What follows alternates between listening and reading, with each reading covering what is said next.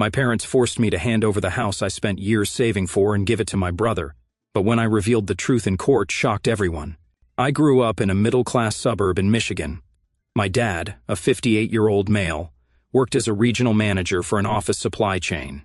My mom, a 56-year-old female, was an administrative assistant at a doctor's office. My younger brother Tyler, a 27-year-old male, was always the golden child. Hockey player, popular, charismatic when he wanted to be, but basically coasted through life with minimal effort. My parents always claimed they had college funds for both of us, but when I graduated, suddenly there were investment losses and medical expenses that had depleted my fund. Funny how those same issues never affected Tyler's college fund. A few years later, the favoritism wasn't subtle. Throughout high school, the contrast was ridiculous. Tyler had a new Jeep at 16, a $24,000 vehicle my parents leased for him because he needed something safe for winter driving. Meanwhile, I was driving a rusted-out 1997 Ford Taurus with 198,000 miles that I bought for $800 from my uncle's neighbor. I had to replace the alternator 2 weeks after buying it, which wiped out 3 months of grocery store paychecks. I still remember the day Tyler got that Jeep. Dad filmed the whole surprise reveal in the driveway, complete with a giant red bow on the hood, and posted it all over Facebook like he was Father of the Year. My car acquisition? Dad texted me the seller's phone number and told me to make sure to check the transmission fluid before you buy it. That was the extent of his involvement. After high school, I did 2 years at community college, while working full-time at a warehouse loading dock. I transferred to a state university, studied network security, worked nights at a 24-hour gas station, and graduated with $37,000 in student loans that I'm still paying off. Zero help from my parents, not a single textbook. Tyler got sent to a private university with a $42,000 per year price tag, fully funded by the bank of mom and dad. When he lost his partial hockey scholarship for failing 2 classes in his sophomore year, they covered the difference without blinking. He changed majors 4 times and took 5.5 years to get a communications degree. They bought him a MacBook Pro every other year, paid for his apartment in the cool part of campus, gave him a monthly allowance for food, and even funded a semester in Barcelona that was basically a 6-month party. The Barcelona semester was the biggest joke. Tyler took exactly 2 classes, Spanish culture and international communications, and got a C- in both. He came back with travel photos from 11 different countries, none of which were on his original academic itinerary. Mom had his favorite shots professionally framed and hung them in the living room. During my junior year, I needed emergency dental surgery for an impacted wisdom tooth that got infected. The cost was $1,800 after insurance. I asked my parents if I could borrow some money until my next paycheck. Mom suggested I ask around for payment plans because their budget was tight. 2 weeks later, Tyler posted Instagram photos of his spring break trip, paid for by, guess who? My best friend, Kevin, has witnessed this since middle school. We met in 7th grade math class and stayed tight ever since. He went through similar family crap. His parents divorced when he was 14, and both remarried people with their own kids, basically sidelining Kevin in both households. We bonded over being the overlooked ones. He's now a mechanical engineer at an automotive company, married with a 2-year-old daughter. Kevin saw it all firsthand. He was there when I got a used TI-83 calculator off Craigslist for $40, while Tyler got the latest Apple Watch for time management. He helped me change the oil in my Taurus in 20-degree weather because I couldn't afford the $24.99 oil change special. Meanwhile, Tyler's Jeep was on a premium maintenance plan at the dealership. After college, I landed an entry-level position at a cybersecurity firm, starting at $56,000. I shared an apartment with 3 other guys, ate rice because it was cheap, and drove that same Taurus until the transmission finally gave up at 267,000 miles. I bought a used Hyundai for $7,500 and drove that for years. My first apartment was a 4-bedroom unit in a complex that had seen better days. My share of rent was $475 plus utilities. I slept with a box fan by my bed 6 months of the year. Roaches were a regular feature, but it was what I could afford while paying off student loans and trying to build savings. The day I drove off the used car lot in my Hyundai Elantra with 87,000 miles on it, Tyler was posting photos of his latest business meeting at a golf resort. His LinkedIn said he was CEO and founder of whatever venture my parents were funding that month. I was tracking every dollar in a spreadsheet and bringing microwave meals to work. Tyler graduated and decided he was too creative for a standard career path. My parents bankrolled his business ventures, including a podcast network, $15,000 down the drain, a drop shipping store, $12,000 wasted, and a consulting firm that never had a single client. When all that failed, Dad pulled strings with a college buddy and got Tyler a marketing coordinator position at a local brewery. Entry-level job, but somehow he immediately had a company laptop and expense account. During this time, I was putting in 60-hour weeks, going to night classes for security certifications, and building my professional network the hard way. Every promotion I got was because I outworked everyone else. No connections, no handouts, just pure grinding. I started with basic break-fix IT work, moved to network administration, then specialized in security. Each move came with added responsibility and better pay, but also meant learning new skills on my own time and dime. I lived like a college student for years after graduation. No eating out, no streaming services. I used Kevin's Netflix, no new clothes unless absolutely necessary. My apartment decor consisted of whatever furniture previous roommates had left behind, plus a few IKEA basics. Every bonus went straight to savings or debt payoff. No vacations, except for those weekends at Kevin's family lake cabin, where we'd fish, grill whatever we caught, and sleep on air mattresses. Fast forward to last year. I've busted my ass, jumped companies twice for better roles, got several high-level certifications paid for myself, and finally hit $112,000 as a senior network security engineer. I'd been saving aggressively since my first real job. No vacations other than a long weekend at Kevin's lake cabin. No expensive hobbies, no fancy clothes. I lived with roommates until last year, when I moved into a basic one-bedroom apartment. After a decade of grinding, I finally bought my house, a 3-bedroom, 2-bathroom home with an attached garage and a decent yard in a solid neighborhood about 25 minutes from downtown. It cost me $395,000. I put down $79,000 from my savings and locked in a 4.9% mortgage rate after weeks of shopping around. Closing day was the proudest moment of my life. Sitting at that table, signing those papers, walking out with the keys to my house that I bought with my money that I earned through my work. I didn't post about it on social media, didn't throw a housewarming party, just quietly moved my stuff over the weekend with Kevin's help.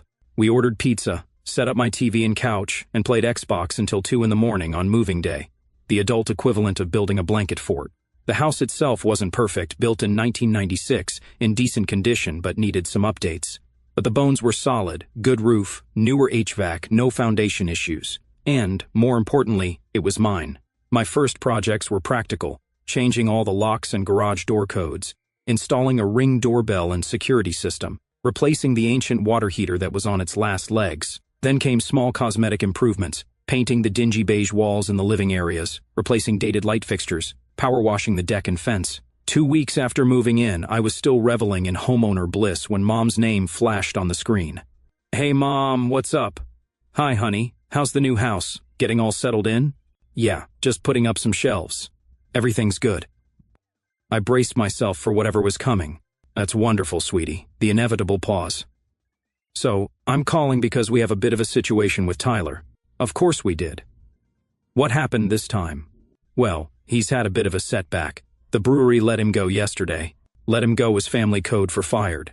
I'd seen this movie before. You know how these places are, no appreciation for creative types. Something about attendance policies being non-negotiable. I could hear the air quotes. Apparently, showing up 15 minutes late a few times is grounds for termination these days. Most jobs do expect you to show up on time, Mom. She ignored that. The real problem is his apartment. Without his job, he can't make rent. His landlord is being completely unreasonable about it. Unreasonable meaning he expects to be paid. I scoffed. "Honey, this is serious. Tyler needs a place to stay, just temporarily, of course, just until he finds another job and gets back on his feet." My stomach dropped. "And you're calling me because? Well, you have that beautiful new house, 3 bedrooms for just 1 person. I'm sure you could help your brother out for a few weeks." "Mom, I just moved in. I'm still unpacking, and Tyler and I have completely different lifestyles. It would only be for a short time, 4 weeks at the absolute maximum, just until he finds something else. I don't think this is a good idea. Your father and I would really appreciate it, honey. Family helps family, right? That's how we raised you." The guilt trip express had left the station. "Let me think about it, okay? I need to—" "There's not really time to think, honey.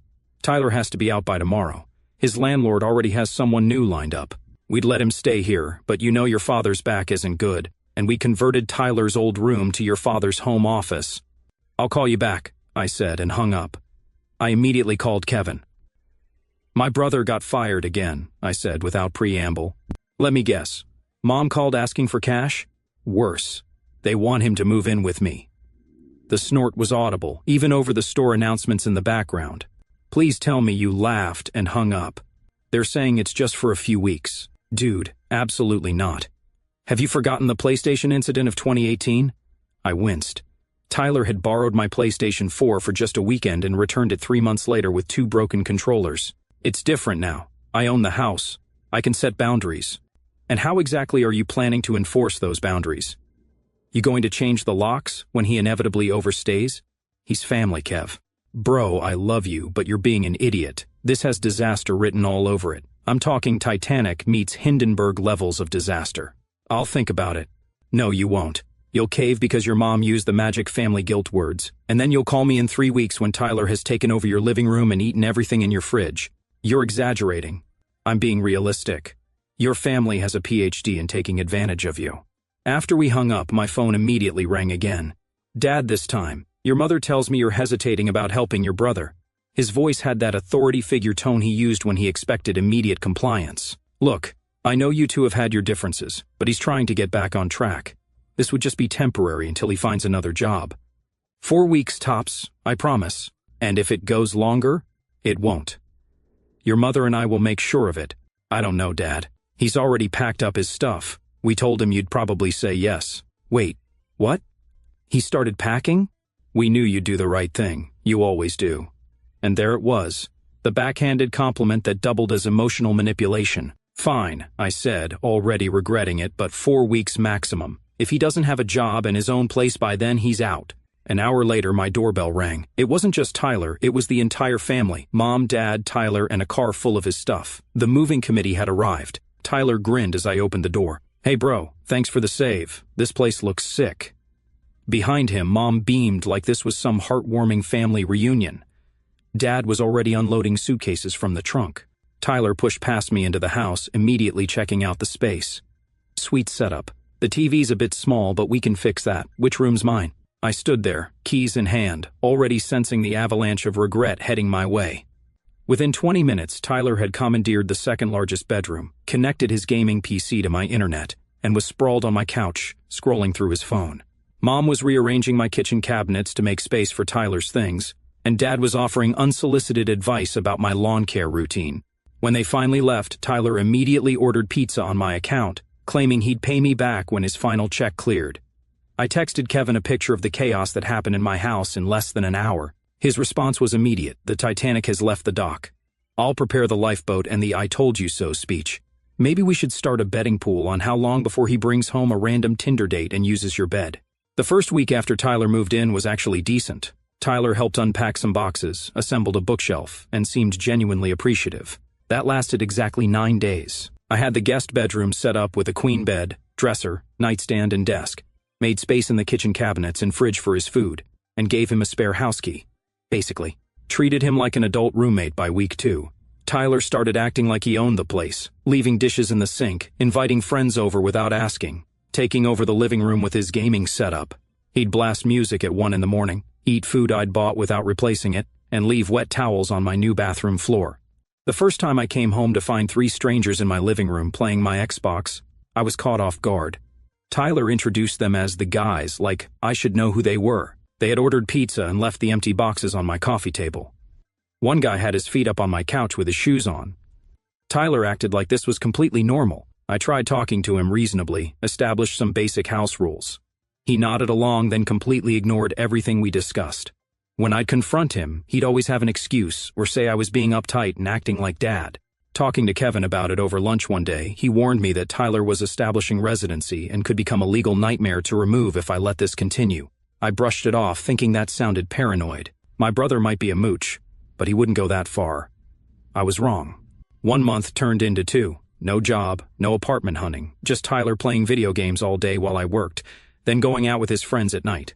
My parents started dropping by unannounced to check on Tyler, but really to scope out my house. They'd make comments like, Tyler's room is a bit small for a long-term setup. It was the second largest bedroom. Or, you should let Tyler set up his gaming station in the living room since he's home all day. Dad would walk around inspecting things, pointing out minor flaws like he was doing me a favor. These gutters need cleaning. Your lawn service missed a spot. This garage door opener sounds like it needs maintenance. Never offering to help, just cataloging imperfections in my home. I noticed small things disappearing too. A pair of wireless earbuds, a portable phone charger, my PlayStation controller, a jacket. When confronted, Tyler always had the same response. Dude, I haven't seen it. Maybe you left it at work. Then I'd find my jacket in his closet or my earbuds in his backpack. The kitchen became a war zone. I'd come home to find every dish dirty, food left out overnight, spills not cleaned up. The garbage would be overflowing but never taken out. When I'd ask Tyler to clean up, he'd say he was just about to do that or claim he was waiting for the dishwasher to finish. A dishwasher he had never once emptied. My utilities jumped significantly. Tyler would crank the AC to 65 degrees in summer, then open windows. He'd take 30-minute showers twice a day. Every light in the house would be on while he was gaming with 3 monitors running 12+ hours a day. My electric bill doubled, and the water bill went up 80%. When I brought it up, he suggested I upgrade to more energy-efficient appliances. 3 months in, I'd had enough. I came home from work to find Tyler had moved my home office setup to the smallest bedroom so he could have the room with better light and more space. "Tyler!" I shouted. He sauntered in from the kitchen, energy drink in hand, looking completely unbothered. "Oh, hey, you're home early. What the hell is this?" He shrugged. "Just made a couple changes. That room gets way better natural light." "You moved my entire freaking office without asking me? In my house that I pay for?" "It's not a big deal, man. I was careful with your stuff. Most of it, anyway. Your chair rolled over one of those cables, the blue one. Probably fine, though. You had no right to touch my things. This is my house. You're a guest here." "Seriously? You're going to be that petty about a room? Classic. Always been about the money with you, hasn't it?" "Money? This isn't about money. It's about freaking respect." Tyler rolled his eyes. "Look, it's not a big deal. I'll help you set up the office in the other room." "No," I said. "You're going to move everything back exactly the way it was tonight. And then you're going to start looking for your own place." He smirked. "Actually, I was thinking I'd stay through the end of the year. Save on expenses, you know. Mom and Dad think it's a good plan." Something in me snapped. I grabbed the front of his shirt. "Listen to me very carefully. This is not a family vote. You were supposed to be here for 4 weeks. It's been 3 freaking months. Get your hands off me, man. What's your problem?" "My problem is you." "Oh, I'm sorry, Mr. Big Shot Network Engineer," he mocked. I took a deep breath, trying to control my temper. "You have 30 days to find another place. That's it. I'm done." Tyler laughed in my face. "Yeah, and where am I supposed to go? You know I can't afford rent on my own right now. Not my freaking problem. Get a job. Get roommates. Go back to Mom and Dad's. I don't care, but you're not staying here." That weekend, my parents invited me to Sunday dinner. They sat me down after dessert and explained their solution to the current situation. Dad stated that since I was so established in my career and Tyler was still finding his path, it made sense for Tyler to stay with me indefinitely. Mom chimed in that they'd even help with some of the utilities if needed, but Tyler deserved a stable living situation while he worked for opportunities. I was floored. This wasn't about a temporary situation anymore. They were trying to turn my house into Tyler's permanent residence. I told them, "Absolutely not. You've always had it easier," Mom sobbed. "So disciplined, while Tyler struggles." I laughed bitterly. "Easier? I worked for everything I have." "Family helps family," Dad growled. "He needs to get a job and his own place, like we agreed." Dad stood up. "You lack compassion and loyalty." "Loyalty?" I pushed back my chair. "Was it loyal when you funded his degree but not mine? When you bought him cars while I drove a death trap? Or when you sued me for the house I bought with my own money?" Tyler smirked from the corner. "Always the victim." "You're out in 30 days, as I said," I pointed at him. "Not negotiable." I walked out, leaving them in stunned silence. The final straw came a week later.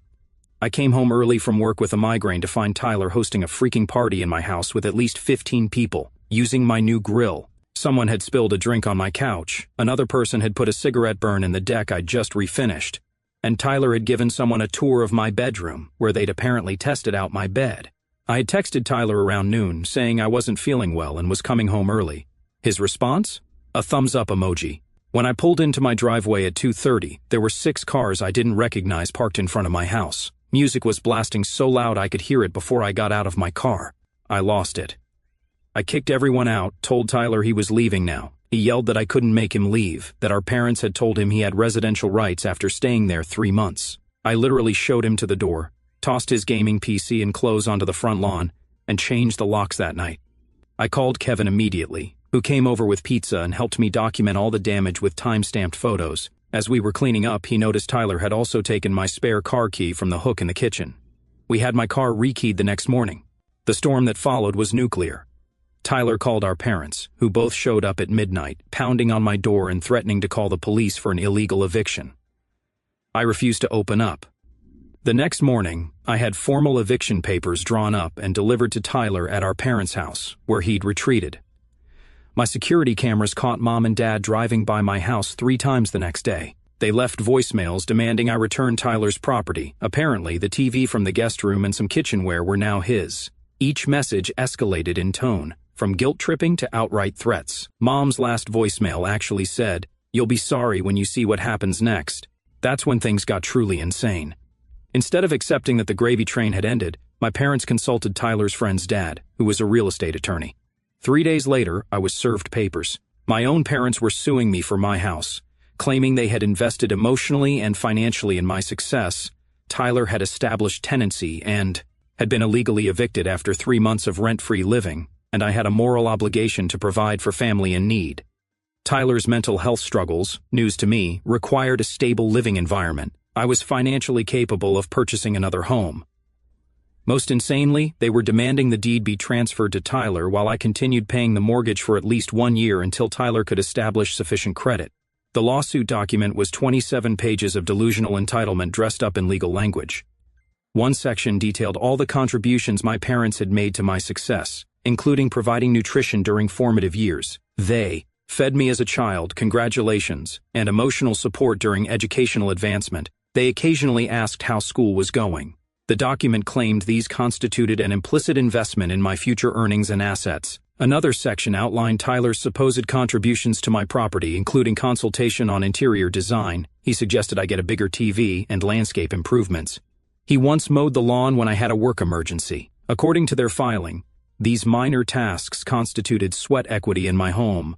The most absurd part was their request for relief. Not only did they want me to sign over my house to Tyler and continue paying the mortgage, but they also requested I pay $15,000 for Tyler's emotional distress caused by the traumatic eviction process and cover all their legal fees. Kevin came over the night I got served and was absolutely floored. He put me in touch with his brother-in-law, Scott, who worked at a law firm specializing in property disputes. Scott reviewed the lawsuit and actually laughed out loud at parts of it. He called it the most frivolous property claim I've seen in 15 years of practice and assured me any judge would throw it out immediately. He offered to represent me at a reduced rate, but warned that even with a discount, legal fees could run $5,000 to $8,000. Given the need to prepare formal responses, attend hearings, etc. against Scott's advice, I decided to represent myself. The case was so absurd, and I had all the documentation needed to prove I purchased the house entirely with my own money. Plus, hiring a lawyer would cost thousands I didn't want to spend on this. Scott helped me prepare anyway, walking me through what to expect in court and how to organize my evidence. We spent 3 evenings at his office going through documents, preparing my statement, and practicing responses to likely questions. For the next month, the family harassment was relentless. Tyler started telling mutual friends I had stolen his inheritance and always got preferential treatment growing up. Literally the opposite of reality. My parents called my extended family, spinning a story about how I had promised Tyler could live with me long-term, and then cruelly threw him out without warning. Old family friends started reaching out with concerned messages. My high school baseball coach called to ask if everything was okay, saying he'd heard I was going through some troubles. My mother's cousin sent me a long email about the importance of family, complete with Bible verses about brotherly love. My parents had launched a full PR campaign against me. My Uncle Dave, Dad's brother, reached out to tell me my parents had asked to borrow money from him to cover their legal fees, claiming I had mental health issues and was acting irrationally. Thankfully, Dave had always seen through their favoritism and declined. The court date arrived 6 weeks later. I showed up in my best suit carrying a binder of documents organized with tabs, mortgage paperwork, bank statements showing the down payment came solely from my account, text messages with Tyler and my parents, clearly stating the living arrangement was temporary, photos of the damage from Tyler's party. Everything my parents and Tyler arrived together in matching blue outfits, like some kind of weird family law firm commercial. Tyler had even slicked his hair back and was carrying a leather portfolio that I'm pretty sure was empty. My mom was already dabbing at her eyes with a tissue before we even entered the courtroom. Their lawyer presented their case first. It was a masterclass in emotional manipulation and legal stretching. He showed family photos spanning decades, trying to establish the close family bond. He presented a verbal contract theory where my agreement to let Tyler stay translated to some kind of ownership promise. He painted a narrative where I had supposedly promised Tyler could always have a home with me, twisting my reluctant agreement to a temporary stay into some sort of lifetime housing guarantee. When my turn came, I simply presented the facts, mortgage solely in my name, all payments from my personal funds, text messages proving the temporary nature of the arrangement, documentation of Tyler's unemployment, and pattern of financial dependence, photos of the property damage from his unauthorized party. I began by establishing the timeline, when I purchased the house, when Tyler moved in, the agreed-upon temporary nature of the arrangement. I presented text messages between Tyler and me where he explicitly acknowledged the stay was just until I find my own place and appreciate you helping me out for a few weeks, bro. I submitted financial records showing I had made every mortgage payment, paid all utility bills, and funded all home repairs and improvements myself, while Tyler had never contributed a single dollar to household expenses despite living there rent-free for 3 months. The photos of damage from the party were particularly effective: the wine-stained couch, cigarette burn on the deck, scratched hardwood floors where someone had moved furniture, all time-stamped and clearly documented. I included repair estimates for each item. The judge asked some pointed questions. "Mr. Tyler, what financial contribution have you made to this property?" Tyler stammered about sweat equity from assembling a bookshelf. "Did you contribute to the down payment or any mortgage payments?" Mom tried to argue they had contributed to my success by raising me, which the judge quickly shut down. "And you're requesting that your elder son not only transfer his property to your younger son, but continue making mortgage payments for a home he would no longer own?" Dad actually said yes, explaining it was the fair family solution. When the judge asked my father to explain the reasoning behind this arrangement, Dad said something I'll never forget. "Our younger son needs more support in life. Our older son has always been able to take care of himself. We're just trying to level the playing field." The judge looked genuinely bewildered. He asked me one final question: "Did you at any point promise or suggest that your brother would have permanent residence or any ownership interest in your home?" I answered truthfully, "Absolutely not, Your Honor.